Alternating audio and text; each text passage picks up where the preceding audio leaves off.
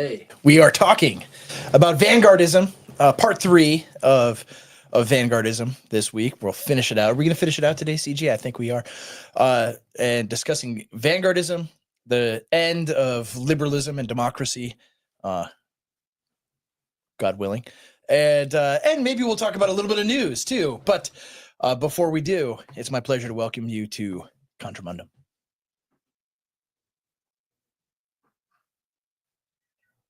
The American Revolution, in other words, is never finished. It must always be renewed. Greater love than this hath no man, than that he lay down his life for his friend. What if it's not envy? We must take back our cities, and take back our culture, and take back our country. God bless you, and God bless America.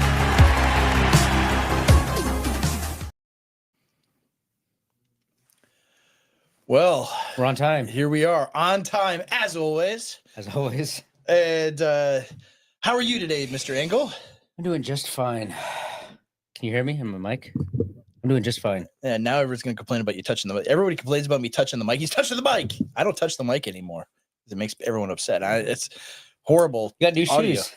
I got new shoes. Check them out. So anyway, Andrew can just be bullied into he's getting shoes. I know. I have my running shoes on. He's got his lib tennies on. Speaking of lib tennies. Anyway, what?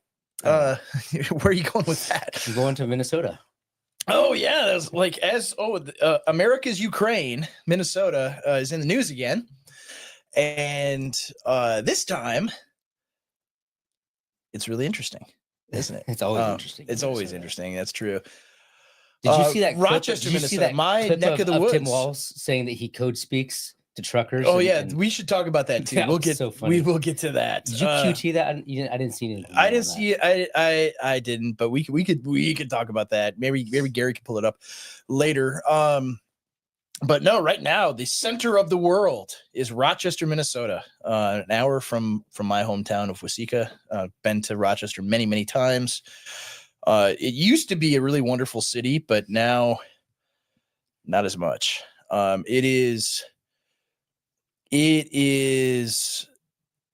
interesting. Like Rochester is home. I'm sure many people know this, to the Mayo Clinic, and Rochester's exploded in population. Right, it's a really wealthy city. So you have a lot of people employed in the healthcare field who make a lot of money, and then you have a lot of people that produce no income whatsoever, that have been imported here from the Horn of Africa, and so caught in the middle are regular people with regular lives that have to deal with the behavior of third world people surrounding them. And one of those people apparently snapped and said a forbidden word to a little boy, allegedly little boy. Right? They're saying he's 5 years old, but he looks as big as my 9-year-old. Yeah. And allegedly has autism. But did you know that in Minnesota, because they give out so much money, I know this personally, there's all sorts of money on the table if your child has autism. And as a result of a third world population that likes to scam people in coordinated ways, you're like Somali people in Minnesota are like 7 times more likely to have an autistic child. Right. Maybe there's something genetic there. I don't know. Or maybe not. Subsidize something, you get more of it. Yeah. Crazy how that happens. Yeah. And so anyway, so they're alleging this child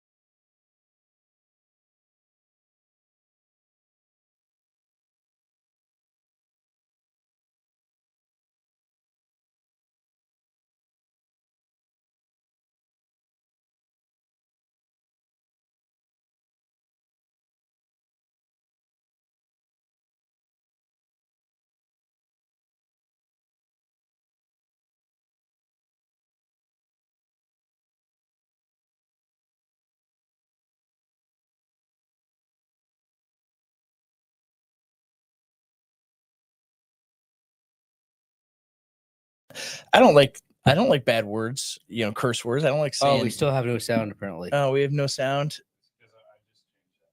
Okay. No sound. Everyone say no sound. Somebody say sound. How are we doing on sound? Oh, you weren't plugged in. How are we doing now? Do we have sound? Are we live? Are we good? It's back. We're back. All We're right. back. Okay. So anyway, the whole issue with all of this is this woman says a bad word, right? A very vulgar word. And I'll just get this on the record for all of the people that hate us, hate me, that I don't say bad words.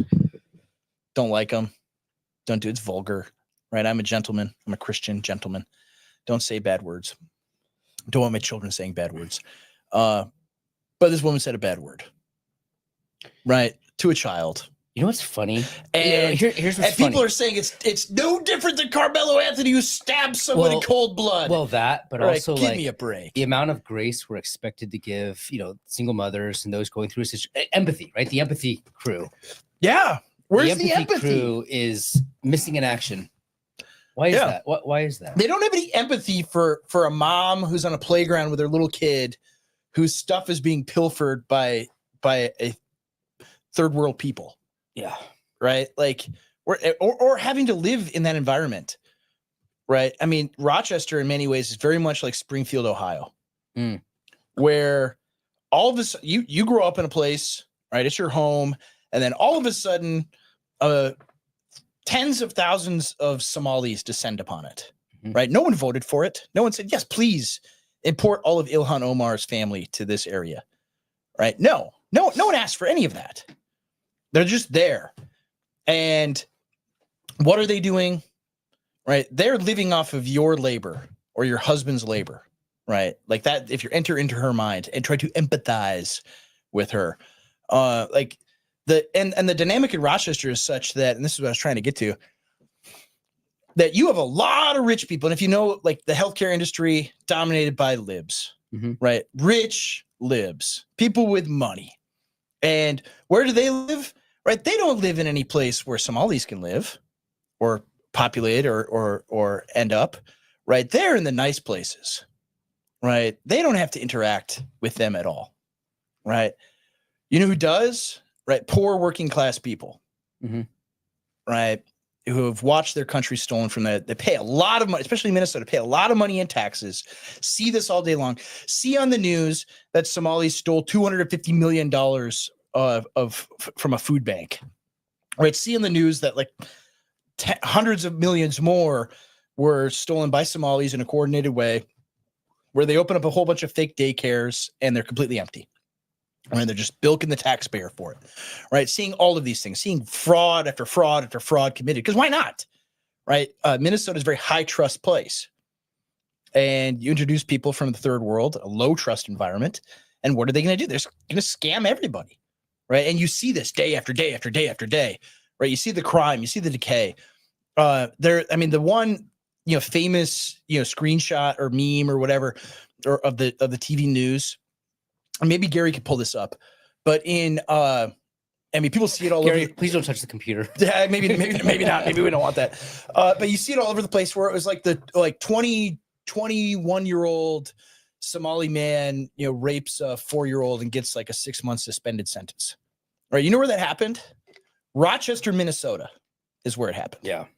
And the guy that recorded the video of this woman, he and another Somali man, charges were dropped. Whoa, weird. But probably the same prosecutor that gave that guy a 6-month sentence. Yeah. Or 9. Maybe it was 18 months. I don't know. But it was like house arrest or something. Yeah, what is that? It was a slap on the wrist. What's the phrase?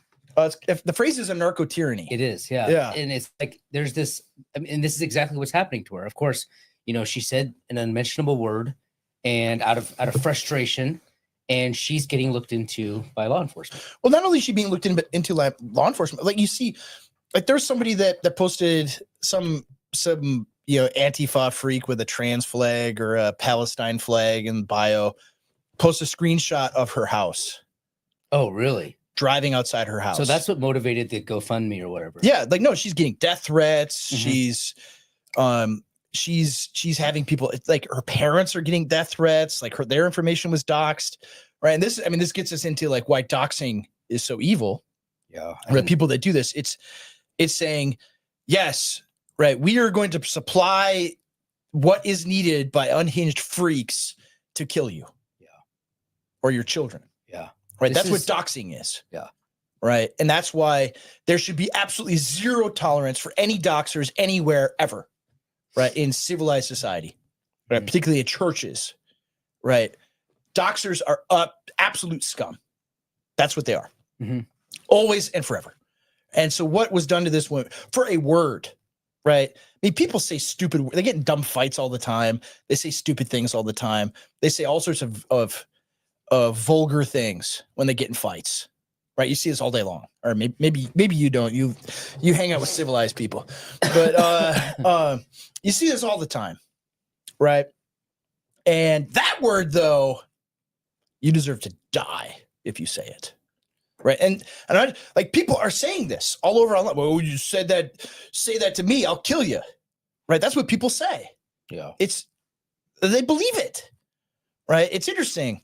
Every society has blasphemy laws, right? Either explicitly, right, on the books, or they have implicit blasphemy laws where if you say this thing, you deserve to die. Mm-hmm. And in our society, and it tells you like what you worship. Right. Yeah. Whatever thing, if you profane it, whatever thing you profane that you deserve death for, that's what your society worships. All right. So what do we worship? Yeah. Right. We worship this cult of anti-racism. Right. That's what we of global goo and multiculturalism. That's what we worship. Right. And this woman profaned that by uttering that word. Right. That's what this means. Yeah. And I mean, it's not a coincidence that this comes at the heels of Carmelo Anthony. Right. I mean, you even seen some of the comments on the Give Send Go that people are saying like this is for Austin Metcalf. Mm-hmm. Right. Many of the comments say that. Right. It's in response to, and you see like what the swimmer girl, e-girl now, yeah, Riley Gaines, yeah, not Grimes. Grimes is more interesting, way more interesting actually. But you know, she's like this. We should have a white Carmelo Anthony. It's like, are you serious? Like he stabbed someone over a seat. Right, he stabbed somebody because he said, "Please leave our tent. All of our bags are left here unattended, and we don't want you stealing our stuff." It's interesting. Right? Yeah, the analogy. I was just going to say the analogy. Bags being pilfered. Yeah. Right, interesting. I'm going to stab you in the heart and kill you. Don't touch me. Right. Her saying that word is tantamount to what Carmelo Anthony did. Right. That alone is insane. That's nuts. Yeah, I mean these are our conservative influencers. I mean, that's the product of the liberal gestalt. You know, they filter their world through this filter that basically tells them what's appropriate and what's not appropriate, and they're total liberals. You know, they will. Yeah. You know, they look at it like, you know, we can't do anything, we can't fight back, we can't identify with this person, except for when you know, it harms them. Yeah. And so like my opinion on it is she's a total grifter. Oh yeah. Yes. My opinion on it. But she's getting slammed, which is good. She is, and she should be. Yeah. And I mean, my opinion on it is, right, this whole thing is a referendum on, do you deserve to die and have your children or be harassed endlessly till you die, right, for the rest of your life, for in a moment of frustration and anger saying something like that, right? Is that word worth treating a human being like that for the rest of their lives? I don't think it's the word though that they're mad about. It's the not dynamics. It's not the utterance of a word, like it's a magical, powerful incantation. Like I know you haven't seen Harry Potter, but like you know, what's the Gary? What's the spell? You know, there we go. Yeah, Avada, and then boom, they're dead. They're dead. You said the word, and they're dead now. Right? That's how they treat it. right? That's how they treat it, man. And it's like, no, I don't think it should be that way. Right. And actually, like, if you're interested in like cooling down racial tensions and things like that, right, you actually shouldn't treat these things like it's a nationwide, like the entire country should know who this woman is because she said this word. Like, it should be, nobody should care. Right. Oh, she said something, racist and dumb. Right. Okay, whatever. Right. Like there were, and that's the other thing too, is like, you probably see these screenshots of the Carmelo Anthony fundraiser. Right. When I think they're on like Riley Gaines's post of like them celebrating killing white people in that fundraiser. Right. It's like, yeah, I don't care that she said a bad word. Right. Said something I don't want my children saying that. Right. Speaking that way. Talking about like, especially to like a 5-year-old kid, but that's totally beside the point. Right. Totally beside the point. Right. Whether she's a good person or not. Right. It's this dynamic that there are, and you made reference to this in a post today, right? There are serious racial problems and tensions in the country. Right. There are elephants in the room that you are not allowed to talk about. Yeah. And I don't, and that's boiling over, it's man. It's not like this came out of nowhere. She's obviously has some sort of, she's frustrated.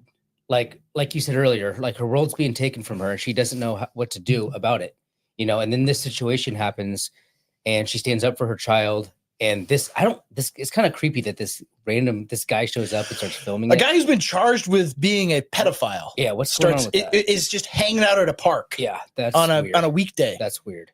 Was he live streaming this? No, he started recording after she did. But the other thing too is like, but was this uploaded after the fact or was this live? Fact. Yeah, it was after that. It wasn't live. It wasn't live. And this is the other thing too, is like there are people like right now, Olmsted County, it's the Rochester Police Department is looking at, after the NAACP talked to them, they're looking into pressing charges, probably for harassment or something like this. And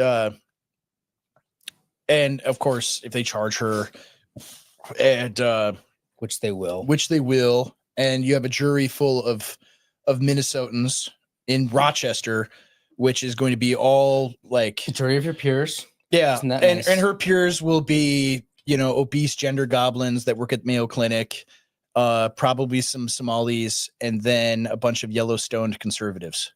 Right, that will be the jury of her peers. She'll be convicted. Yeah, and it'll be like the Yellowstone conservatives are the worst out of all of them. And she'll be convicted and have to go to jail over all of this. And people are also saying, trying to get CPS. They're reporting her child to CPS. That's what I'm saying. It's not because they're mad about the word. Yeah, that's just a veil of actual racial strife. Yes. This is identitarian politics. Yes, actually, it's a white person who said something, racial. Yeah, right. And like in the comments, right. Didn't show proper reverence. No. But here's the thing: a person of color. Here's my point. Even if she hadn't said the word, if she ran over there and pulled the 5-year-old off the bag, it'd be considered assault. Yeah, it's not about the word. That's not what they're mad about. They're looking for excuses. The word to wage lawfare. Yeah. Yes, they are. But I think the fact that she says the forbidden word, which we didn't get on camera, which is not on camera, but she is unashamed of it. Yes, right. She gives them. She also did the. Yeah. Well, they're mad. Yeah, they're mad about that because she's mad. She's mad. Americans are mad. She is mad, but they're mad at her. She's mad for all the things that we just talked about. Yes. Right. That they have come to her country and live off of her. Yes. And her family. And they have to walk on eggshells around them. Yes. Yeah. One slip of the tongue. Yes. One action that's considered demeaning or hateful or whatever. Yeah. And she could go to jail. Yeah. They're walking around on literal eggshells. And she snapped. I'm done. And she snapped. Yes. I'm done with it. And she's going to go through in the process is the punishment. Yes. Right? Going through years of this. Whether they get a conviction or not. Whether they get a conviction or not, whether CPS actually takes final action with her child, The process is the punishment. Yes, It's meant it to is. demoralize, and it's meant to frustrate people to the brink where they are done with it and they do crazy things. Yeah. And they're Yeah. provoking it. They want it to happen. They want these reactions. Absolutely. That's my point. Absolutely. The word is irrelevant. Like the word is just an opportunity. Of course it is. And I mean, that's the thing is like, I mean, there are all sorts of like, Christian people right now, like, well, she shouldn't have said that word. She was just bad. She's racist, all these things. And it's like, man, you don't get what is going on. You don't get what is going on at all, right? These people have come to your country. They do nothing. I mean, well, some of them drive for Uber Eats and things like that, but like they do nothing. They contribute nothing. They take everything, and their behavior is abominable, right? They behave like third world people do. They leave trash everywhere. They commit all sorts of crime wherever they go. Like their entire society is stealing, right? Everybody steals from everybody. Doesn't think twice. There's no shame in it at all.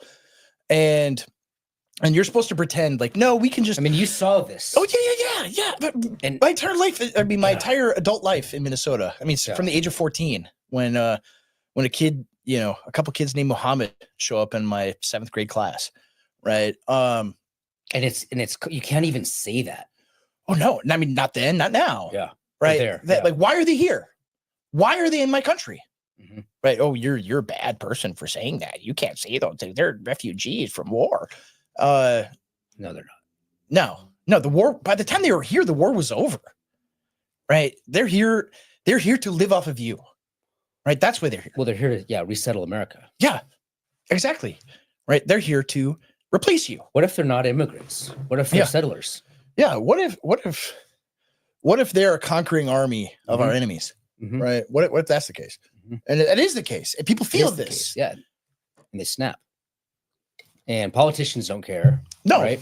no. They make big money on it. She's like the thing that she's dealing with, and people like her in Rochester, Minnesota, are dealing with every day, where you live in a neighborhood, you didn't have to lock your doors. Now you do, right? Where nobody's bikes would ever get stolen. Now they get stolen, right?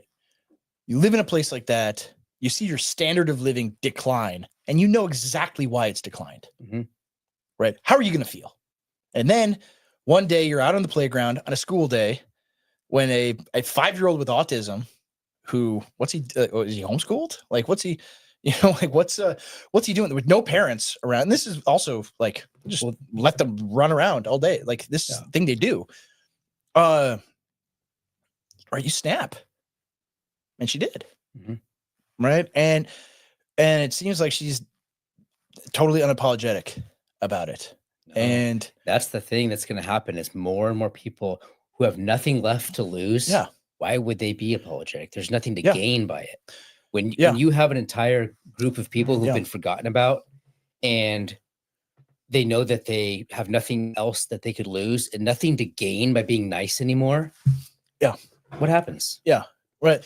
Walking on eggshells all day long and saying the line and being a good, dutiful, little respectful Minnesotan that's always nice. That's gotten me nothing. And it's only made everything worse. I don't care anymore. Right. That's the attitude. Right.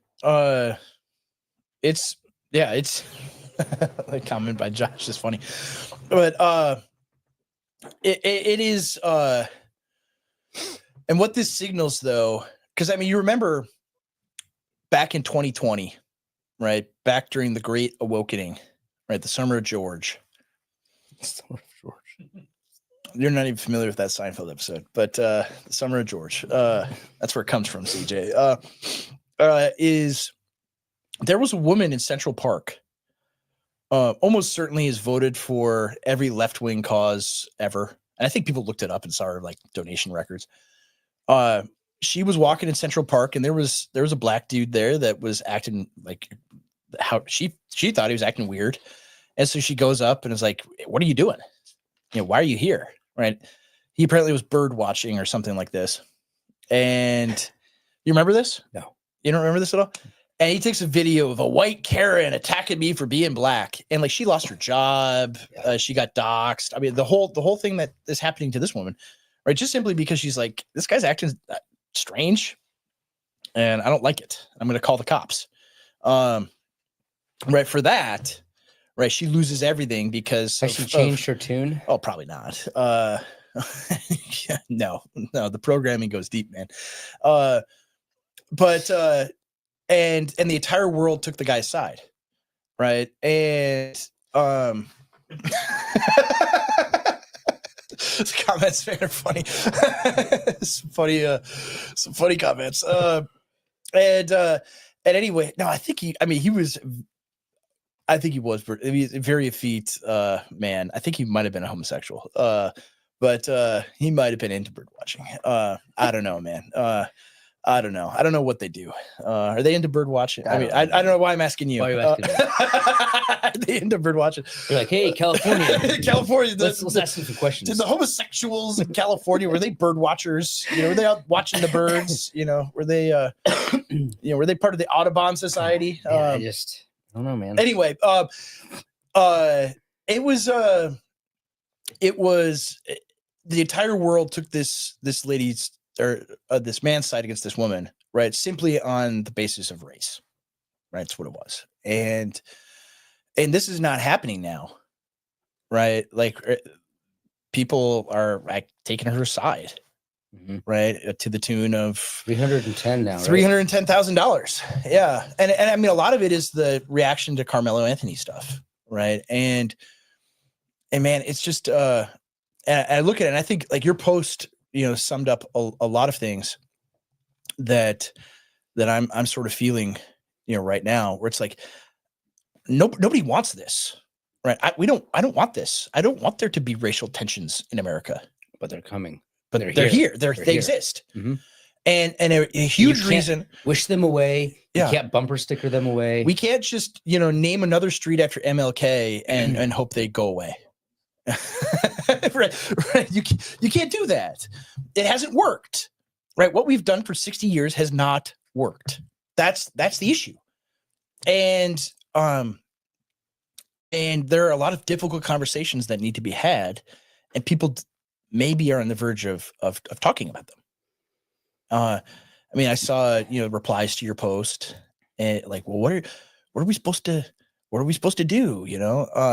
But I mean, the biggest thing is like, be honest about things, right? Be honest about like this situation, for instance, right? Like that's the biggest one. Is so much of it, like so much of the liberal post-war consensus, anti-racist, civil rights thing has just been dishonest, right? It's just been like comfortable lies that people could tell themselves about everything. And when we had a much more prosperous society for everybody, right? You could tell those lies, right? You could tell that. Now you can't. Yeah. Right now, you can't tell those lies as easily because we're a lot poorer than we were 40 years ago. Yeah.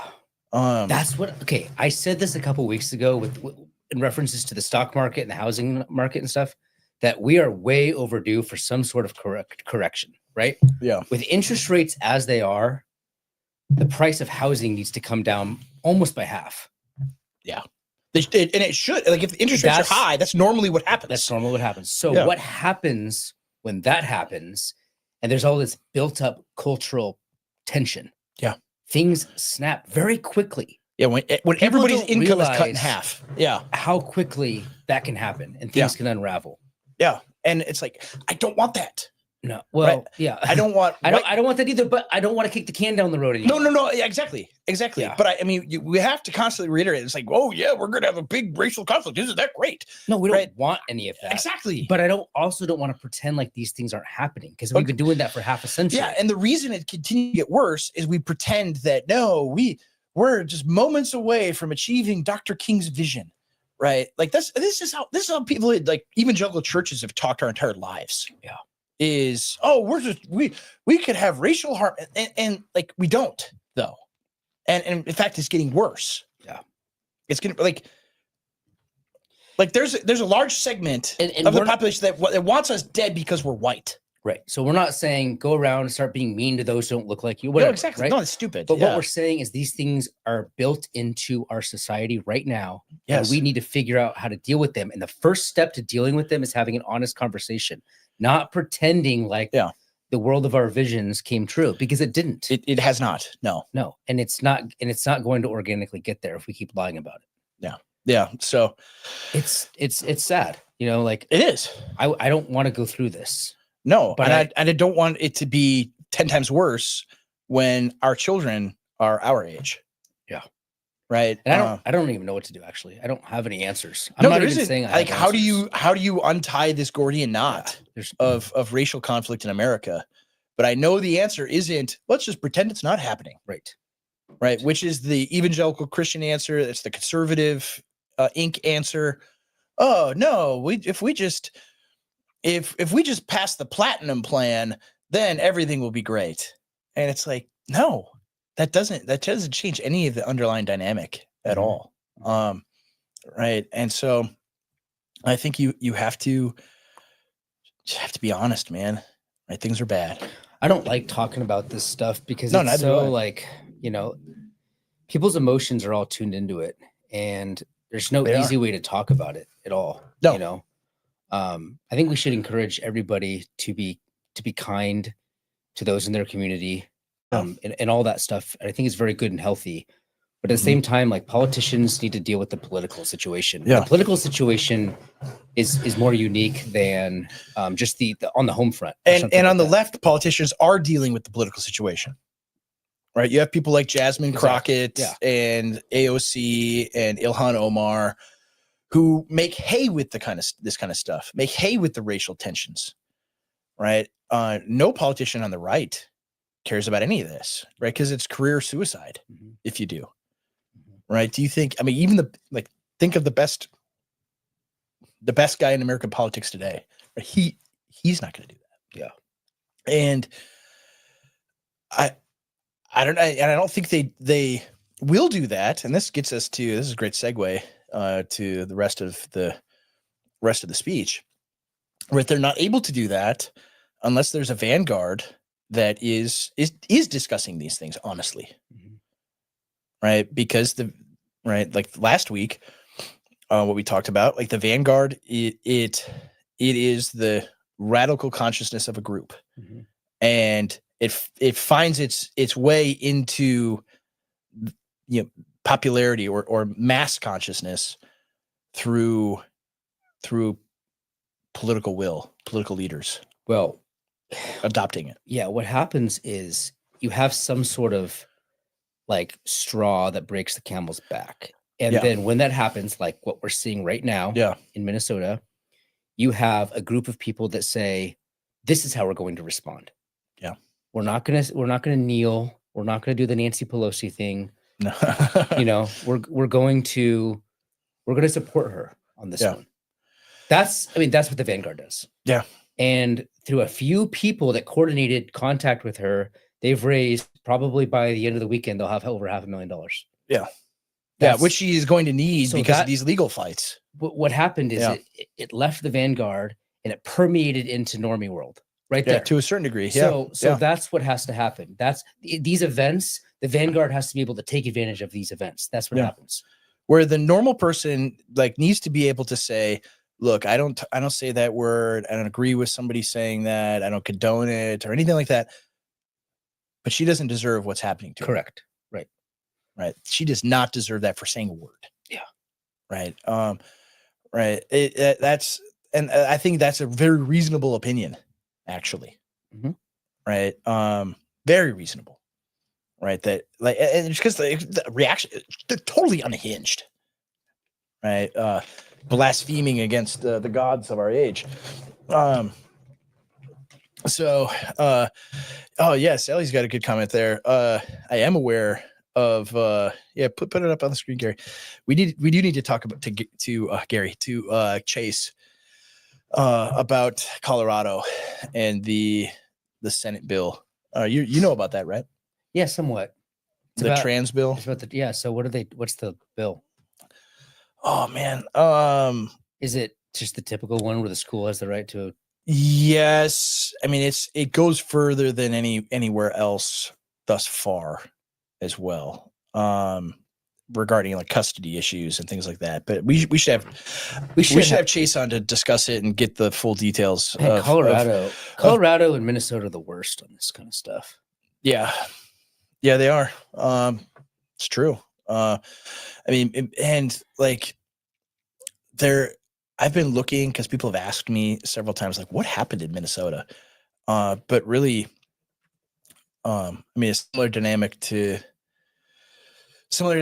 California, that the left took control of the political machine there, and it doesn't matter who votes, it matters who counts the votes, right? Once you gain control, right, you can manipulate outcomes, right? I mean, that's largely what happened in California, because even up until 2012, like California, like the gay marriage ban passed in California, right? But yet they're sending Barbara Boxer and Nancy Pelosi and making Gray Davis the governor. Like, how does that happen, right? And it's because they have the political machine to be able to manufacture that outcome.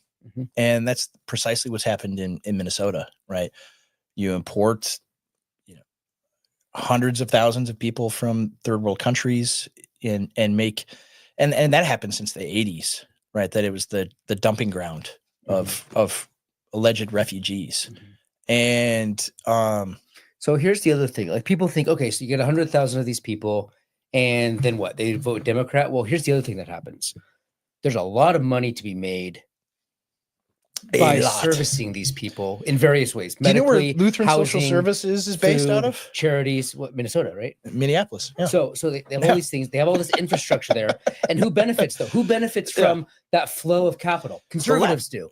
Conservatives do too. Oh, yeah, they're downstream of all the housing people. Oh, yeah, the Chamber of Commerce conservatives absolutely. Yeah. So then it's like, well, maybe it is good for me if these guys come in too. It's right? Okay, you know. Yeah. That's why like Elon's thing about they're importing Democrat voters, it's too simplistic. Way too simple. I mean, in one sense, like, it's spiritually true, because most people are not able to think in a layered way about this stuff. Yeah. Right. So in terms of like popular messaging, that's the kind of thing you have to say. But it is Republicans benefit by being able to be a constant like money grifting opposition, fake opposition too. Well, look at Mike DeWine in Ohio, right? He played a pivotal role in putting all of the Haitians in Springfield, right? Why? Well, his constituency, the business people in Ohio, they benefit from it. Yeah. Right. How many Mike DeWine vote? Like the guy's like, well, we got the Haitians show up to work and they work better than all the regular people, right? The white people or whatever. I don't even remember what he said. Right. They're all on drugs and these guys show up. And it's like, that's the attitude. Yeah. Right. We're going to replace you. Yeah. Right. Right. They'll work for less money because they're widgets, right? Yeah. People don't matter. Do you fix your truck? Do you reinvest into your capital equipment, or do you just buy new stuff? Yeah. We live in the age of buying new stuff. It's the same with people. Do you reinvest into your community that's on drugs and depressed? No, you just replace them. Yeah. It's the same thing. It's the same concept. Sorry, I got prosciutto stuck in my teeth. The other thing I was going to say, it's like the same as Roe v. Wade. Like, yes, there's a lot of fundraising that can't happen now because Roe is overturned. Yep. A lot of conservative institutions made tens of millions of dollars, quote, fighting against Roe v. Wade. And now they can't do that. So Republicans, conservative enterprises, they need to be that fake opposition. So they also need the left to have wins every now and then. Big wins, like Somalians coming in and ruining their state. Yeah. So anyway, you need a vanguard to be able to point all this stuff out. Yeah. Right. To talk about these things. Right. You, if you're watching this, you are, unless you're hate watching it, you are the vanguard. Before you dive in, one question about your pen. Oh yeah. You can't zoom in on this, can you? Hold on. Then I will. Uh-oh. I will see if everybody can see it. Sorry for the mic, everybody. Can they see it? Oh, we're gonna do this, aren't we? Oh, other side. Yeah, right there. Can everybody see that? It's pretty clear. Yeah, look at that. It says, what does it say, CJ? Something about Nixon. It says Nixon now. Nixon now. We also got this. It was sent by a viewer. We also got this one. These are probably worth a lot of money, right? You see this one? Yeah. Vote for President Richard M. Nixon. Right. Check that out. It's great. It's great. We should have that Nixon guy on. He's going through the Watergate material. Oh yeah. You should talk to you. Yeah. There was a story. I think I reshared it on X.com about a grad student doing his thesis on why Nixon is the most underrated president in American history. What school? I can't remember. Hillsdale or something, or no? I think it was state school. No, I think it was. Might have been Ivy League. Might have been Yale. Even. Imagine making that thesis there. Yeah. He'll fail. It'll be awesome though. But I DM'd his friend that shared it, and I'm like, you need to put this on like Gumroad or something so I can read. I just want to read it. So we're picking up where we left off, and so if you've listened to our bants about the situation in Minnesota, or if you didn't, right, you can back up for where we left off last week. Let's do an ad real quick before we go to the video. Okay, fine. Yep, it's all good right. time. Good timing. All right. Oh yeah, wait, let's Gary. get started. Gary's rusty. Yes, let's go. So Bowden says, the people you always want in a society are the ones who have something to lose, and the ones who are feeling that they are losing it. The enormous middle, which extends from the middle of the middle class to the middle of the working class, essentially the heart of society, right? The middle of the bell curve. Those are the people who have enough of a stake, and they're frightened to lose it. And at that moment, they cleave to liberalism. We might have read this last week, but oh well. Because they feel that things are not irretrievably and atrociously so bad that they need to call upon elites or vanguards or forms of identity politics to save them. It's our job to keep pushing the message that they need to turn to their more radical proponents in order to be saved. All that can really be done at this time is to continue to push that message. Organizations will come and go, but ideas remain, if not eternal, then semi-eternal. And all that we have to do is keep pushing the message of our own self-belief, our own form of identity, our own unique position in history, of our own unique cultural achievements, of the barriers that exist to our own advancement, which are in ourselves.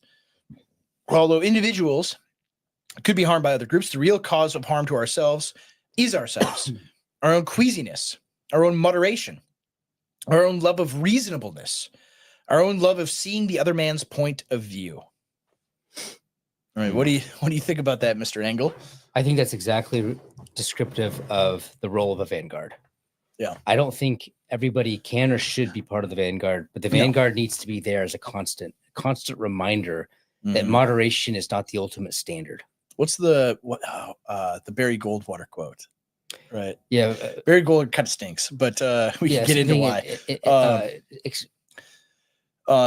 Some principles in defense of extremism, in defense of something virtue or of virtue of liberty. It's not or liberty. Yeah, that's right. Yeah. Which is kind of like a libertarian. Whatever. But it's the same. It's the same kind of. It's the same. I know. It's the same point. Hope James Lindsay's watching. Yes. Liberty. What do you mean? What kind of liberty? All this tyranny right now that we see is done in the name of freedom, of freedom, of liberty, of democracy. So it's been a very abused word. Yeah, that's why I cringe when anyone says it. Not because I don't.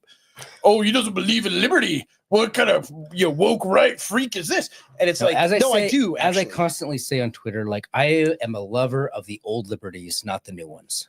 Yeah, I love our old liberties. Yeah. I don't want the made up ones that were codified 3 years ago. Yeah, I want the liberties of 1776. Yeah, there you go. Right. What those men viewed as liberty. Yeah, we're Jeffersonian liberals. That's right. I don't want the liberties of 2026. Right. To trans yourself and limp up to 600 pounds. As a good conservative, James Lindsay wants the principles of 1996. Yeah. Or 2006. All right, ready? My turn. No, my turn. All that political correctness. No, my turn, Gary. It's his turn. All that political correctness is in some respects growing out of Protestant liberal apologetics that we want to hear the other man's point of view, that we don't wish to be rude, and that we don't wish to be unfair, that we don't wish to be insulting. And these things have been erected into a big engine, into a big destructive virus that can be used against us to such a degree now that people fear. People fear opening their own mouths. This is relevant. Very relevant. Everything can be said. Everything can be said. But it can only be said in an abstract and intellectual level, because if you say things at a more guttural or a more primal or a more individuated level, you will be arrested immediately under all the acts which have been passed. If you put things at a high enough level, this is in the context of Great Britain, right? Exactly, where they have laws on the books. In America, you'll be doxxed, canceled, you will have, fired. Yeah, yes, exactly. Yeah, you kicked out of your church. Yes, but if you put things at a high enough level, if you put things at the level of a university right-wing seminar, basically no one can touch you. No one can touch you on earth, irrespective of all the laws that have been passed. The only exception would be some of the revisionist legislation in Europe in relation to particular statements, and that applies just to certain European nation states and not others. But broadly speaking, you cannot be touched. But this means you are speaking at an abstract level, which only alienates you further from the masses, which is done deliberately for that effect. Yeah. Comment on that. Well, what he's saying is like, it's okay to be a tweed and to talk about right-wing things in an abstract, hypothetical way, in a way that can't actually connect with the people that are going through if you're this so demoralization. nerdy, right? If you're so nerdy, no one, like normal it doesn't people, matter. Yes. it sounds like you're speaking a different language. Yes. But the second you make specific reference to actual happenings, like they have to Minnesota, go back, for instance. Yes. Right. Then yes, it's over for you. It is over for you. Right. The Somalis have to go back. Yeah. Well, you can't say that. Cancel this man. Yeah. Right. Yeah. Yeah.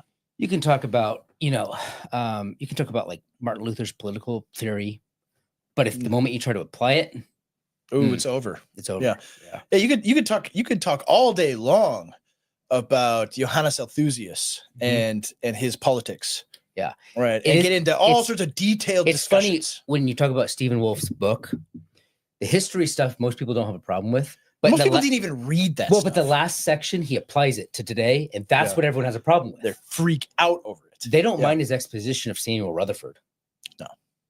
But when he says, here's how this could help us right now, then he's in trouble. Ooh. We need a Christian prince. Yeah. We need a unitary executive. We need a Christian Abraham Lincoln. Right. That gets me in trouble. It does. Right. We need that.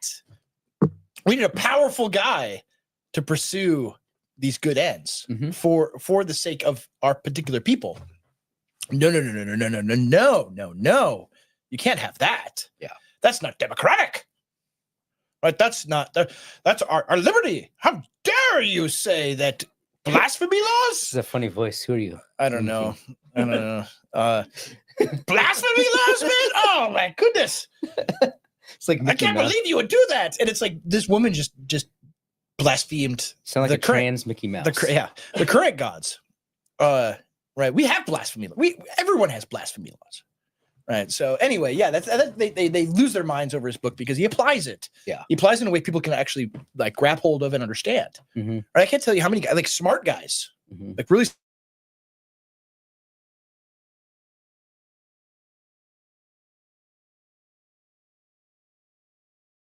Camera problem. There we go. We're back. So, their internet's dying. They attack us again. Let's see. Are we good? Yeah, I mean, that's what he meant. You can be hypothetical about things, but don't apply it. Otherwise, you're persona non grata. Let's get a couple more paragraphs in before Gary has to go to commercial. But also remember, everyone knows what you're saying. Everyone knows what is being said because things are digested at different levels and people absorb things sensually, intellectually, emotionally, psychologically, through the hands, through the heart, through the eye, through the fist. They sense it and hear it at different levels, and everybody understands what is being said, even if it's implicit. Ours is an implicit group. The English are, in part, shy and restrained, and even slightly socially awkward. Have you know many English people? A couple, yeah. Is that accurate? It's accurate. I know dozens. Everyone to a T. Right. That's why theater is so important in our history, because it gives an alternative space to others, and to be exuberant, and to be passionate, and to be bombastic and virile. The things which are not seemingly part of the national characteristic as is. But everyone understands what is being said. Everyone understands what is happening in this society. Everyone understands that the transformation that is being wrought, and everyone understands, or almost everyone understands, the choices that may have to be made in the future. It's quite clear that at the present time, people are not going to vote for a vanguard party, and there isn't one. But that doesn't mean that a vanguard party shouldn't exist. My view is that a vanguard party should exist and will have to be rebuilt for the moment when such a thing may occur. But the real point is the fact that such a vanguard exists. Let me read the last sentence of the previous paragraph. Yes. Everyone understands the transformation that is being wrought, and everyone understands, or almost everyone understands, the choices that may have to be made in the future. One of the things about like the vanguard is they are willing to draw it out of people, because I think most people, most heritage Americans, instinctually deep down, they know that something's wrong. Yes. And the role of the vanguard is to make that rise to a level of consciousness. Yeah. Yeah. Like people this, know it's there. I wanted to answer this question quick, Gary, before we break. It's Quatsar.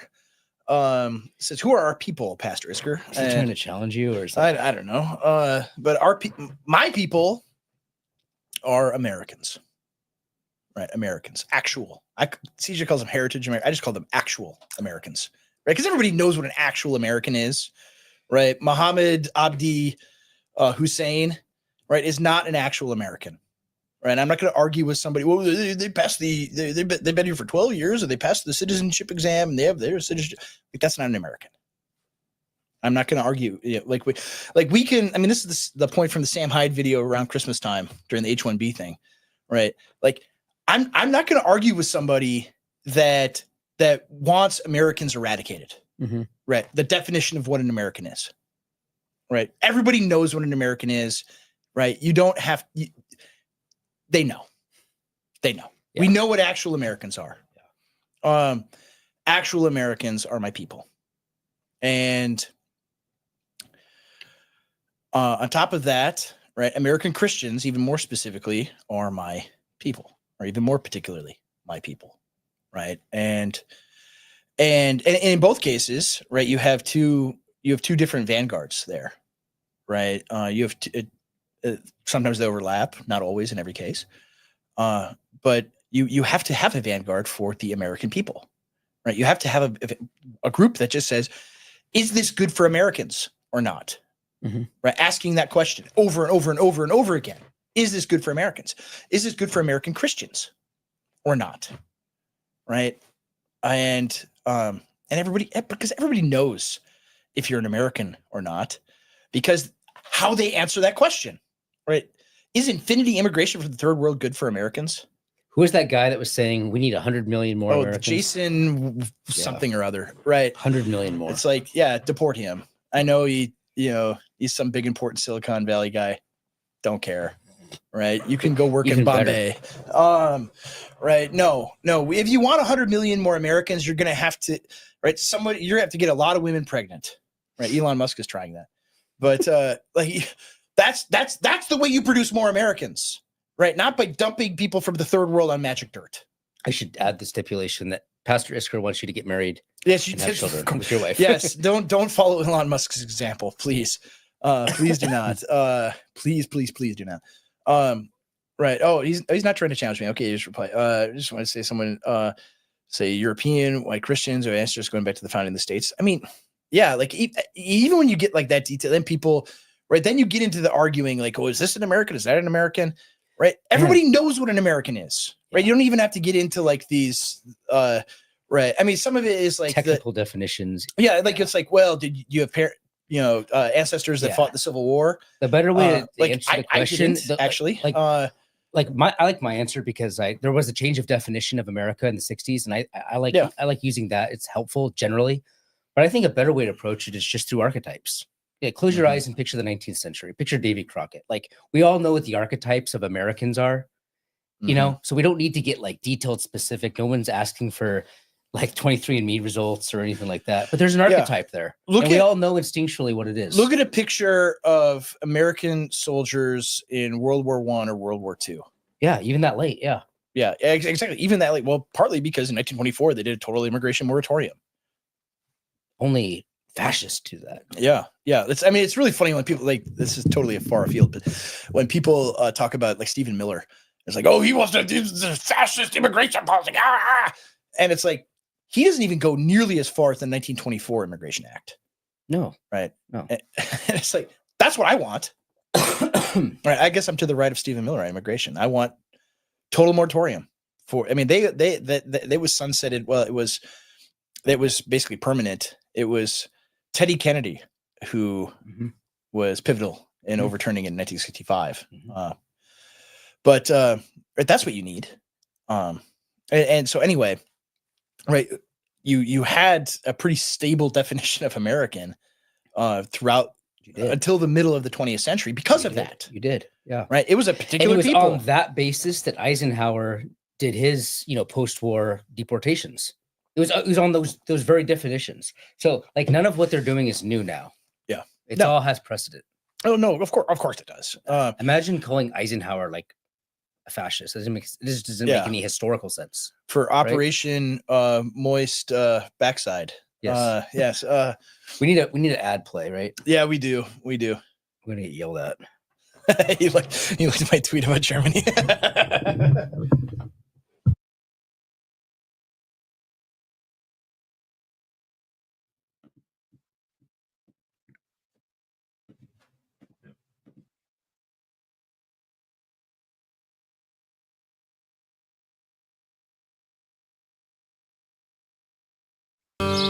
If you're like me, you grew up on beef jerky.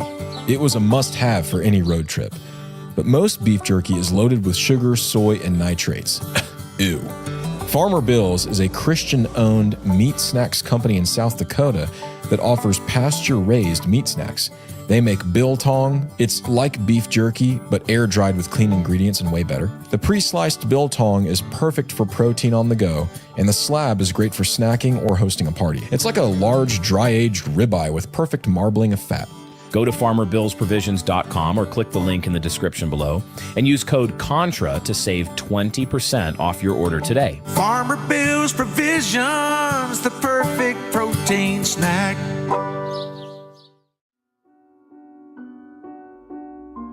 Stay safe. Mask up. Get the vax. Don't take unnecessary risks.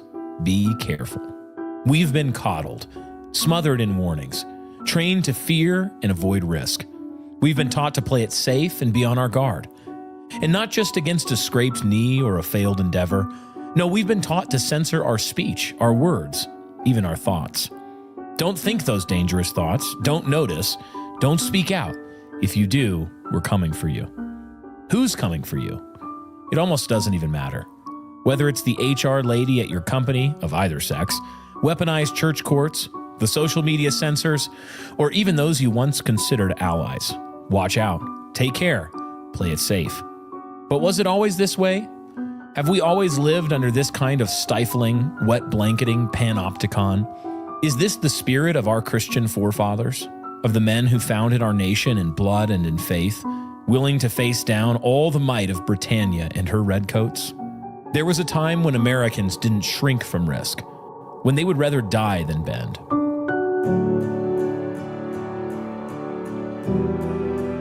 Our Christian forefathers knew what it was to draw the sword and throw away the scabbard.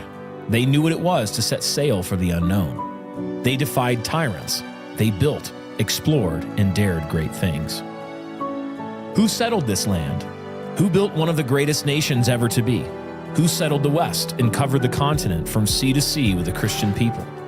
Who searched out glories, crisscrossed the plains with railroads, and fought off usurpers and invaders on all sides? Risk wasn't a bug, it was a feature. Without it, our fathers knew, there was no greatness. And now, we're supposed to trade boldness for bureaucracy? We're supposed to tremble at the unknown instead of mastering it? We're supposed to bow and scrape, not even before bullets, but before HR ladies? We don't think so. It's time to remember who we are. This year, join us here at New Christendom Press for our annual conference, Safety Third, Recovering the American Will to Greatness. 4 days to forge new friendships, build coalition, and work to recover what was lost. It's time to reclaim the spirit that built this nation, to break free from fear, to risk, to build, to lead. The future belongs to the bold.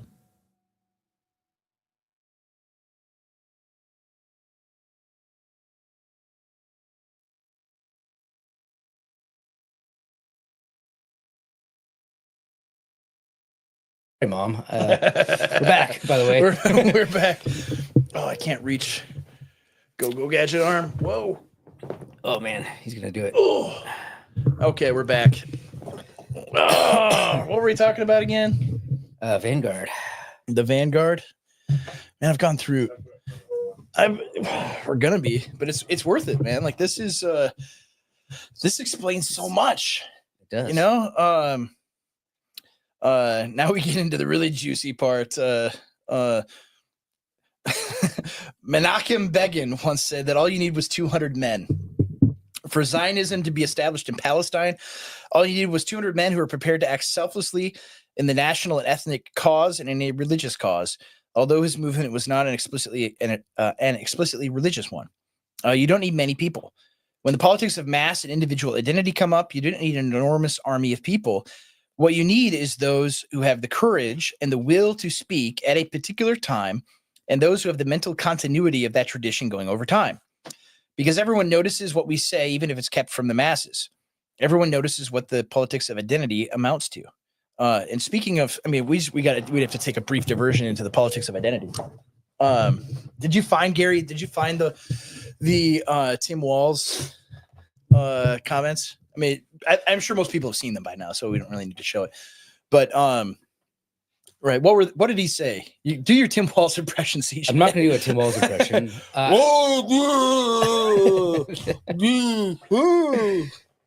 That is some Vanguard behavior. That's right. That's right.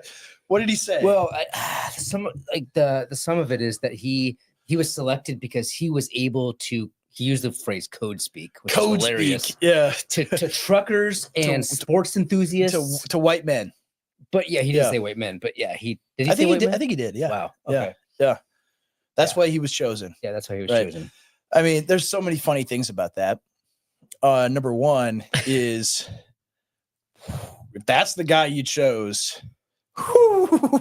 Things are bleak. You have no idea what like white men are interested in at all. Because if you did, like he would have gone on Joe Rogan and Theo Vaughn and it would have been a different guy, right? It would have been someone like someone that any self-respecting man would want his son to grow up to be like. Yeah.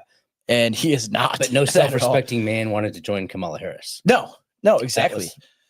And so it was very much right. So the Democrats, their entire political coalition is built around like explicit identity politics, where all the various groups. I mean, like Steve Saylor talks about this, right? The coalition of the fringes, right? All the various identity groups, whether they be like racial, right, Black people or Hispanics or everyone, the various disabled, group of gay, disabled people, and then gay people and trans and all of that, feminists, right? All of it is lumped into one thing, right? And so so you take the women's identity politics for instance, right? The one thing they ask is this good for us? Is banning abortion good for us? No, that's the worst possible thing for us. So they believe, right? Because I want to be able to murder my child. Right. And so what do? They vote for them because they reward that constituency. Yeah. Right. Is voting for Democrats good for us if you're Black people? Right. And the answer, yeah. Well, like from their perspective, yes. Right. I don't think it Thomas is. Sowell will disagree. Thomas Sowell would disagree. Yeah. But they believe it does. Yeah. So they vote for them. And every single group, every single one of these groups, right? And all of these come at the expense of one particular group, right? Straight white Christian men, right? Their entire politics is built around rewarding their constituencies and their identity politics at the expense of that identity. Yeah. Right. And so what do? They throw a white guy who is a nominal Christian, goes to, a very gay ELCA church, and but nominally a Christian, and all these kind of it likes to quote the Bible out of context like dumb libs do. And I'm like, oh, we care about the stranger and the soldier, like things like that, right? And he's the token white guy, right? But the Republicans, right, they do the same thing, right? I mean, you have guys like Tim Scott, right, where it's like, oh, a black guy, or like that one woman who always runs for Congress in like Baltimore and gets like 5% of the vote each time, it's like Kimberly Klasick or something. Right. And all these like boomers will just give her money, like hand over fist, like, yes, this gal, she's great. And then she gets 5% of the vote. Why does she get 5% of the vote? Because the people in that district understand that it doesn't matter what face you put on the policies, they're bad for us. All right. And so you can't, right. They're very adept at identity politics, but you can't do identity politics if you don't provide that particular group any benefit whatsoever. Yeah.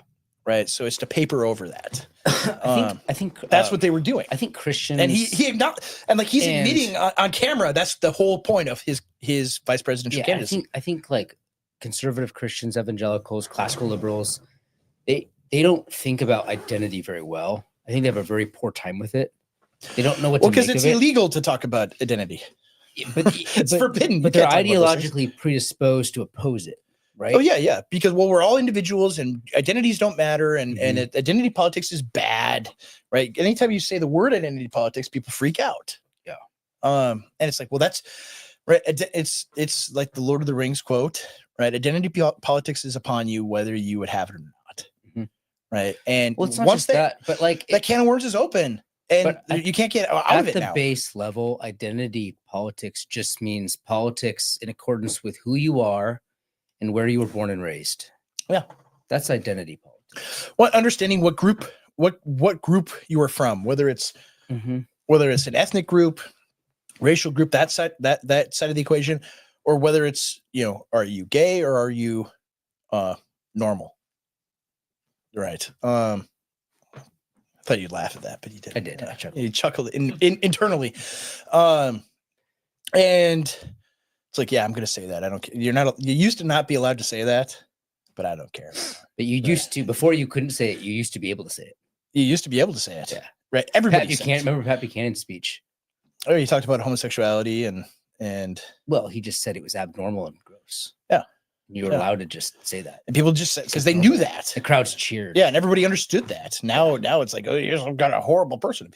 Anyway, right, whatever your particular identity is, right, it finds its expression politically now on the left. Well, what I'm saying is that like conservatives, it's okay to know who you are. If your identity is an American, that's part of it means to be the vanguardist, to remember who you are. Yeah. Because that's the very thing you're not supposed to do today. You're not supposed to act on behalf of your ancestors. On your ancestors or on your posterity. Yeah. Right. They want you to hate your ancestors, and they want you to not have posterity. Right. That's the entire point.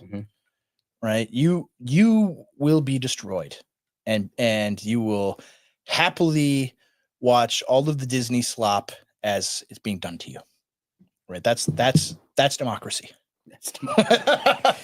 as they when they talk about fighting for democracy in Ukraine, that's what they're talking about. Yeah. Or wherever else.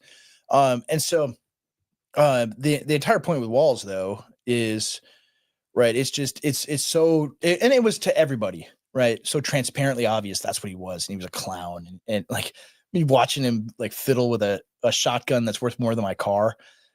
He can't even load the thing. It's like, look at me, I'm a tough guy, I'm a hunter just like you guys. Just comical. Like, oh, check out this video of me working on my Studebaker, like this classic car. I've been working on it for years. And it's like, yeah, everybody knows like dumb boomer libs that like their car, right? Okay, cool. Right, whatever. That doesn't, like, it's so fun, like the idea of what like masculinity is to them, or like, I mean, the obvious example is that ad that they made where the guy's like, I love to lift weights, and he's got like he's got enough weight on the bench press that like my 12-year-old could do. It's like, I mean, come on, like at least put 3 plates on there and like we'll take him seriously. Or the guy. Why did they do that? Did Yes, they not find I anyone am else? a cowboy. I like to sit on the on my truck on the tailgate of my car. Like, check me out, you know. And then you find out like all the guys in the ad were like these gay actors. Like, what a shock. Like they have no theory of mind of like what we actually believe. And you see this if you ever have the misfortune of talking to a lib, like they literally don't know what you think. They have no idea what you think at all. Like not even a little bit. It's incredible. Like I could like any lib just by looking at them, I could tell you with like 99% accuracy what they believe about every issue, of consequence today. Like every single one. Right? What do you think about the war in Ukraine? I know what you think. Right? What do you think about? I mean, the only one that maybe is a little bit mystifying might be Israel and Gaza. Right, because they don't know, they haven't been told what to think about that. Right. Well, I don't really like genocide, but I also like Israel. I don't really know. But everything else, right? That's part of the 1%. Everything else, like exactly what they think, right? And they have no theory of mind for us whatsoever. It's I don't know. Are we gonna finish this today? Yeah, we're gonna finish it. All right, let's keep going. We can. Oh, we certainly can. Periodically. There's always a program on the BBC about the far right of some salacious sort. It's always there. It needs to be there. It's a compulsive need. Why does it need to be there? Because liberals need to scratch. They need to find their opposite half. They need to find the other side, their shadow, their darkness. They need to stare into the pit of darkness. That's what they need. They're in love with this sinister other side that they project onto. Right? Right. It's interesting. Like we were that for Nashville, right?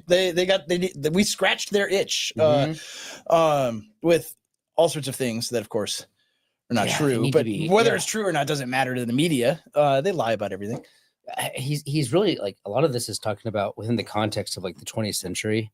Oh yes, after the defeat of the great Satans of the world, liberals had to seek someone else out. Yes, and that's part of why we went to war with like Iraq and stuff. We needed this is why they're at war with Putin. Like we need a great enemy. That's what liberals need. The supply of Hitler's far outweighs, or the demand for Hitler's far outweighs the supply. Yes. Right. And so, right, he's dead and never coming back. And so they just have to manufacture him. Saddam Hussein, Hitler. Yeah. Right. Slobodan Milosevic, Hitler. Saddam Hussein again, Hitler. Right. Osama bin Laden, Hitler.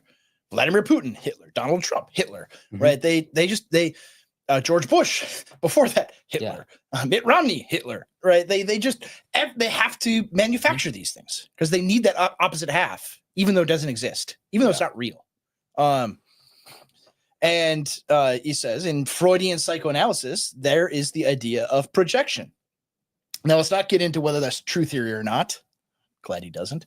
But it's an interesting idea that people who don't like something about themselves project their own nastiness and their own fear and fervor onto others. And that is in some ways what liberals do with people who have, let's call it, nationalistic opinions in Western societies. They're the product of a sort of secular demonization, aren't they? I mean, you could talk about like Rene Girard here too. Because the elite that speaks for their own group is treated as the secular equivalent of Satanism virtually, certainly by many forms of popular media. That's not an untruthful or particularly biased statement. I think it's a factual one. Certainly at the level of propaganda, it's a factual one. At the level of academic reportage, it's not, and a more realistic view is taken. And this was 15 years ago. I don't know if that's true anymore. But at the level of tabloid media in general, I mean, because like the Atlantic today, did you see this? Which is supposed to be a much more academic, highfalutin, journal. They put out a story about how Trump's tariff policy is just like Hitler. Oh, I did see that. Yeah, it would give you a break. But the level of tabloid media, general media, the demonization is very strong, and the demonization has worked, which is why people will not vote in enormous numbers for parties of extraordinary reasonableness. All of the populist parties have fallen over themselves to be as moderate and as acclimatizing as possible in this era. They've given away almost 70% of the core ultra views that manifest in these particular views. And yet people still will not vote for them in a majority way. And that is because the demonization, along with the apathy and the attentive liberalism, have all worked. Mhm. But demonization has a point of crescendo. The demonization builds and builds and builds until it gets so out of kilter that with reality that people shrug it aside as if it's of no importance.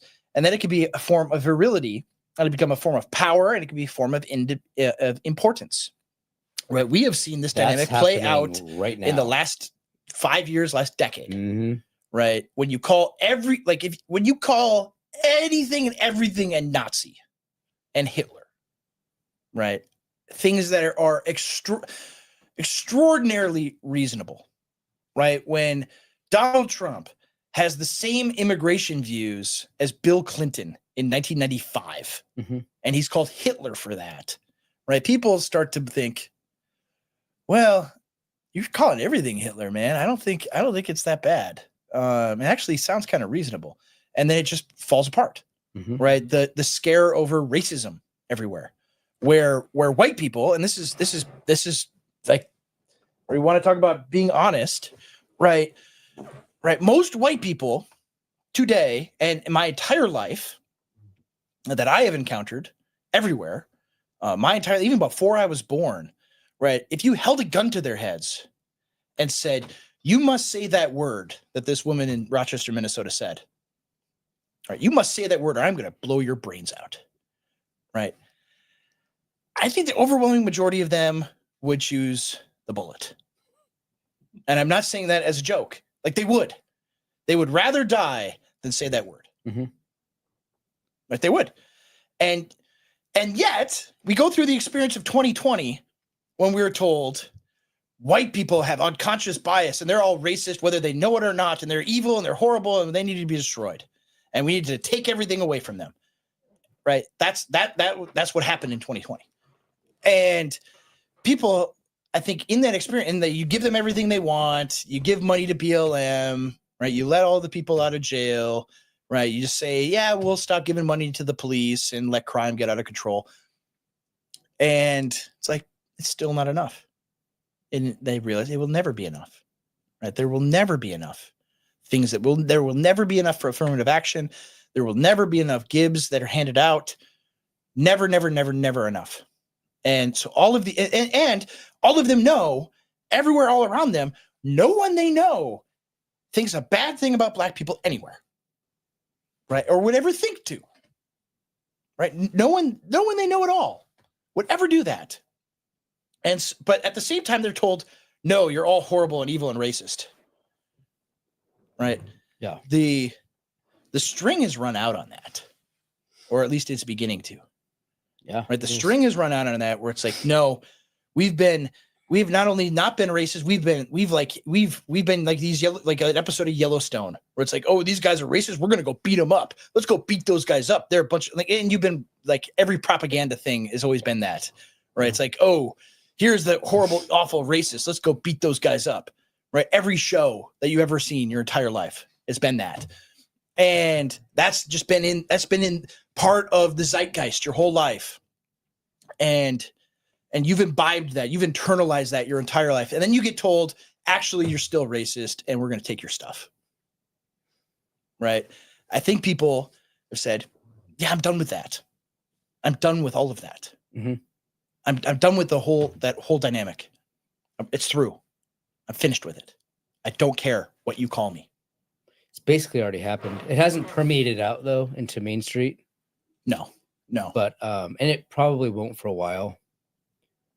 But among younger people, they're just done with. I mean, among the generation where the TV always tells the truth, right? Until that generation has slipped through this mortal coil, right? There'll still be problems. But the younger generation, right? The Zoomers and younger millennials are done with it, right? Because they face the consequences of it. Mm-hmm. Right. The older generation, they have money. They can live in a nice retirement community away from all the consequences of the last 80 years. Young people can't. Right. It's right in their face all day long. Right. You got to take your kids to a park in Rochester, Minnesota, and It's all Somalis there. Right? Isn't that great? Right? And they're taking stuff out of your kid's bag. Right? No. Right? It's people are done with it. People Gary's are done. got something to I was add. gonna say, they're even saying Is your mic on? I don't know if it works well, but they're even saying that, like, have you seen that clip where they're saying that, like, cancer has been caused by internalized racism? Oh yeah. But Oh they're yeah. saying Oh that, yeah. Oh yeah, like, everything is. Oh yeah, there was like a Grey's Anatomy episode where it's like, yeah, we don't know where the tumor is coming from. We think it's all of the racist stuff that he's feeling has manifested itself into a tumor.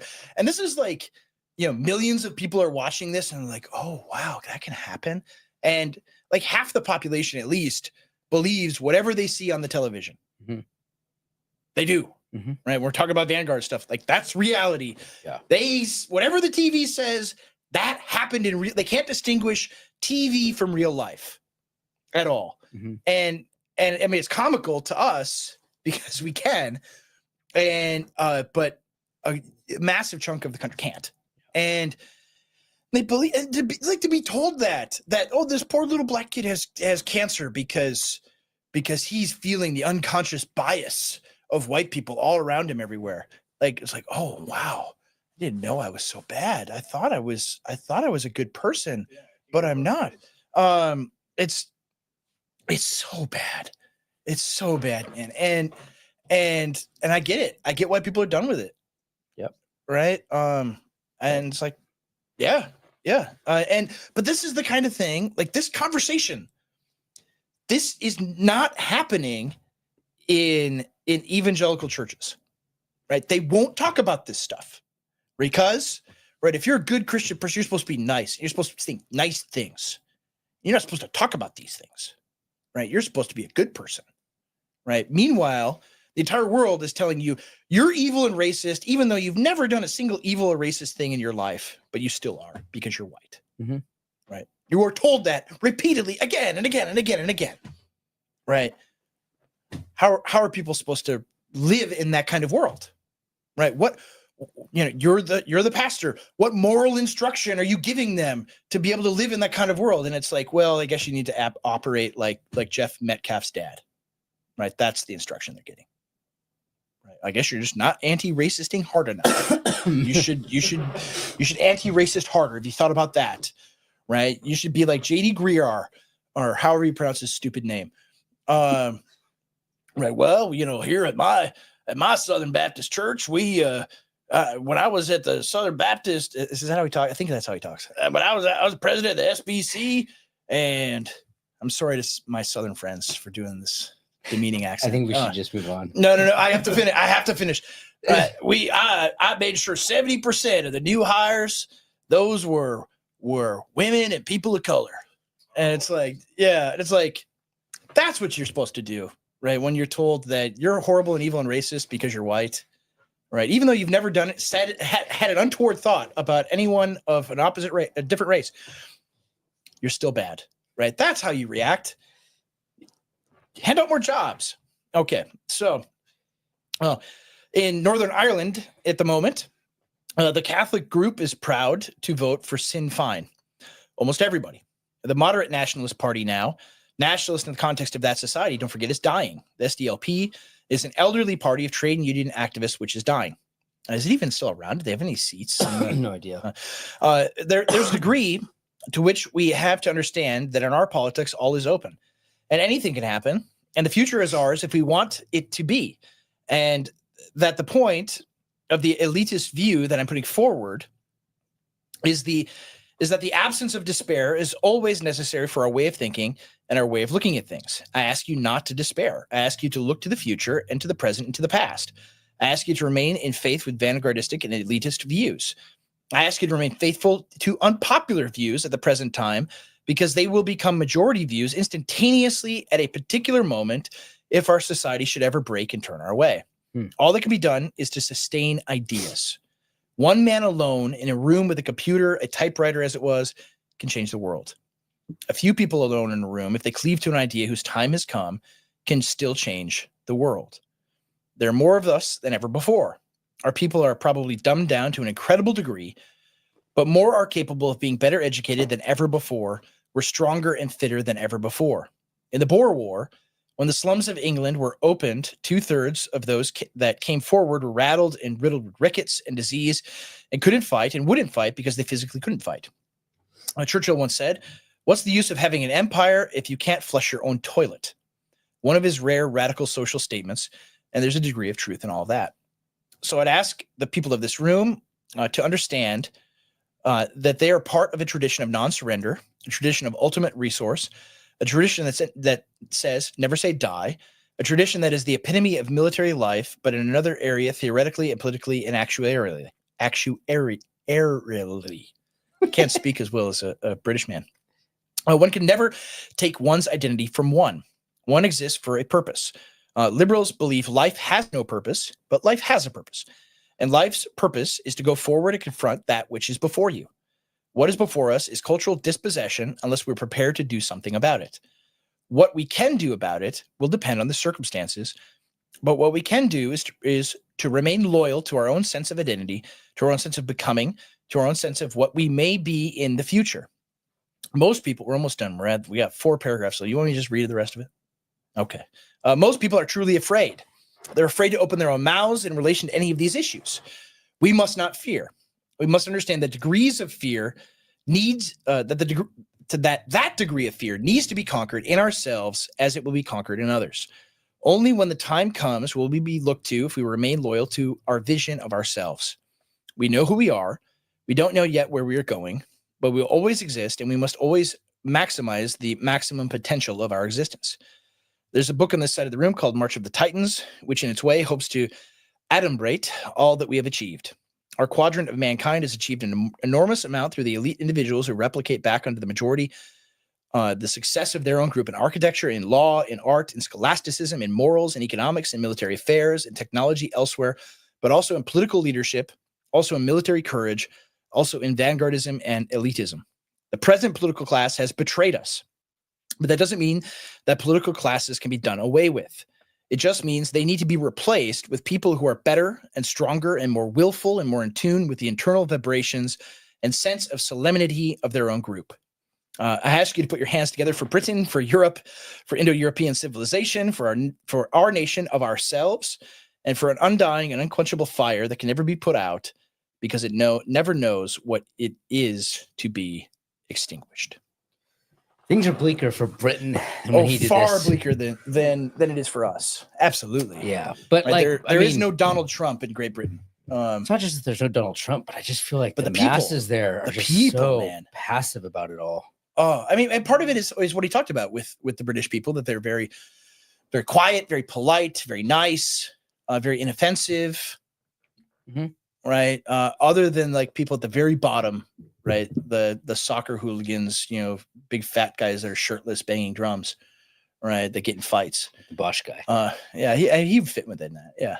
And but beyond that, but those are the guys that have always been at the bottom of British society. But it's very British society is very class conscious, Mhm. and it always has been in a way that America never has been.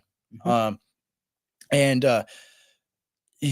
But within the middle class and certainly the upper class, right, it is about being nice and good and sweet and gentle and thoughtful, right? It's an entire island populated with Tweeds. Yeah. Right. There are no fighters there. There are no brawlers except for the handful of soccer hooligans. Mhm. Right. And in America, right, Even America, they, though, all they care about is sports. that's right. Something Yeah. like that. That's what sports is for. That's what 20th century sports is about. It's true. Right. You can get passionate. Yeah. Or you get really, you see this with the NFL draft last weekend, right? Shedeur Sanders, right? Who, by the way, I know you don't care about football. Terrible quarterback, right? Anyone who thought he should go in the is insane, right? He's not like, he set the completion percentage record. It's like, yeah, when you throw all of your passes behind the line of scrimmage, you can actually do that. He's not a good quarterback. And so the entire time, what was it? Right? Oh, it was racism, right? They didn't want a black guy to succeed in the NFL. You know who went first overall? A black quarterback by the name of Cam Ward, right? First overall, right? They really didn't want a black quarterback, right? So much so they passed on this guy. Like, no, he's a bum. He's terrible. But it was like, no, it's racism. They don't want a confident black man. That's what it is. And it's like, no, he's a clown, right? And so anyway, like you see that, but people were passionate about it. They're getting angry, one side or the other. Like I'm getting passionate about it because I think it's just an interesting conversation. but like they care about that. They care about their team. Did my team make the right draft pick or not? Did we draft the right guy? I don't know. I think this guy's gonna stink. Oh, I think this guy's gonna be awesome. And then you fight about it with all your buddies over some beers, right? That's what they care about. But that's what normal people do care about, right? They're not going to care about politics, right? Until they absolutely have to, right? Until it's face to face with what is happening to you, like and this is the part of the conceit of liberalism is to mask the face to face consequences of liberalism as much as possible to anesthetize a people, where it's like it's not that bad. How does this personally affect you? Right? Like they're shooting Novocaine right into all of your nerve endings, right? How does this personally affect you? Right? Where the sear is actually happening. You don't even feel it. Yeah. It is personally affecting you, but things are pretty good for me. What's her name? The Minnesota lady? What's her name? Shiloh Hendricks. She probably doesn't think a lot about politics. But I'm I sure bet not. you that after this, she will think about politics for the rest of her life. Almost certainly. Yeah. Stares how her could right you in not? the face. How could you suddenly not? everything becomes a political lens. Yeah. Yeah. And it's like a healthy, normal society actually doesn't care about politics that much. Right. Right. It doesn't. Right. A healthy, normal society is one where you can just, be left alone. You can be left alone and you can grill and you can ask your buddy, did you catch the game last night? And you can live and let live and all that stuff. It's great. Yeah. It's like, I saw something about that in the news. I don't care about it. That was the blessing of America. I think. Yeah. To not have to For care. most of its history, you didn't have to care. Now you do.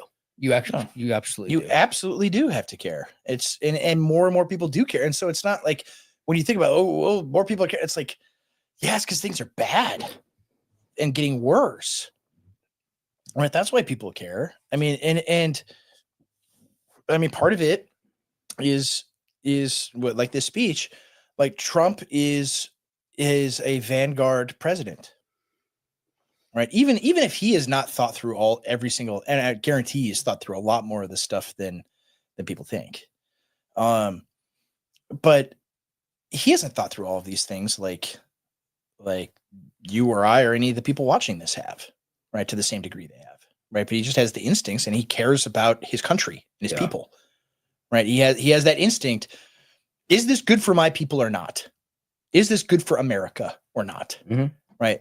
And if you have that instinct and that will and the courage and the just God-given ability that he has, right, you can accomplish these things. And I think now, just like he says in that speech 15 years ago, right, there are more of us than ever that have thought about, like I'm not just an individual that has to worry about my mortgage and my job and what I'm going to eat for dinner tomorrow and the mundane facts of life. Right. I am an American and things have happened to my country and are happening to my country that are not good. They're not good for us. Right. There are so many more people now that think in those terms and are forced to think in those terms. Right. The question, I mean, I just remember like the controversy during the 2024 election, at least in the very conservative evangelical Christian right, was with like abolitionists, right? Like, well, you can't vote for Donald Trump. He's bad on these things. And of course, right, Trump turns out to be way better than advertised. Well, yeah, he just lied. And like, here we go again. Here we go again. I'm glad he did. But guess what? But no, like, and it's like, well, we can't vote for him. We have to. We can only have somebody that believes in abolition, and it's like, we won't have a country anymore if he loses. Like it's done. It's over. It's gone. And whatever exists after America, they're going to be killing way more babies. And there is no chance of reclaiming that and pursuing this noble goal in the future if the country's gone. Mhm. Right. And, you know, if you would have asked people 20 years ago that seriously care about that issue from our side, right, they wouldn't have thought about it that way. But people more generally understand the stakes of whether we are going to, whether our country will continue to exist, whether the American people will continue to exist any longer, right? We have reached existential crisis moment, right? Which is why, yeah, I hope Michael Anton becomes the national security advisor, and every day he's whispering Claremont Institute things in his ear, saying, "Become Lincoln, invoke Abraham Lincoln, tell the country we are facing a crisis as severe or worse than the Civil War, and that radical action has to be taken," right? Because it does. It does, right? If this nation will persist into the future, if it's going to have a posterity, radical action has to be taken. Yeah, we can do very Lincolnian things like suspending habeas corpus, jailing journalists and congressmen, judges, right? Yeah, why not? Lincoln did it. Yeah, and they said he could. Yeah, and FDR did it. Yes, Woodrow Wilson did it. And we're facing a crisis Much more bigger. severe than Germany winning World War I or even World War II. With that, yeah. That's With it. that, yeah. I wish I had less controversial opinions. Well, let's see what the chat. I want to see what the chat has to say. How dare I? What did I say? Oh, did I talk about Abraham Lincoln? No, when you're doing your Southern. Oh yeah, I'm sorry. I'm very sorry. No, it's JD Greer. I'm not mocking Southern people in general. I love their accent. That's why I live here now. Yeah. Ben Carson's another example. Good. Yeah. All right, I gotta go. Yeah, these are good. Okay, all right. These are good. I wish I was paying. Gary didn't have the comments up. I'm blaming Gary. Blaming Gary. Usually, I love the comments. They're always great. Okay. Well, with that, any last words before we sign off for the weekend? So. No, Do we have any guests coming? That was a really good episode. That was a great episode. Do we have any guests? Yeah, next week you'll be gone. I will be gone. So I'll have someone else sitting in your chair. Someone else is gonna be sitting here and talking away, talking over CJ the whole time. Yeah, I already have a title for it. I'll tell you later. Oh, it's gonna be horrible. It's gonna be terrible. Not All because of these titles are my titles, anyways. I'm not saying your title choosing is bad. I'm saying it's gonna be horrible because I'm gone and you're gonna make fun of me. Yeah, exactly, man. All right, well, yeah, that's all fun and exciting, and yeah, I mean, interesting things are happening, and we'll see where things go from here. And so, with that, have a wonderful Vanguard weekend, and stay peacefully dangerous. And we will see you next time.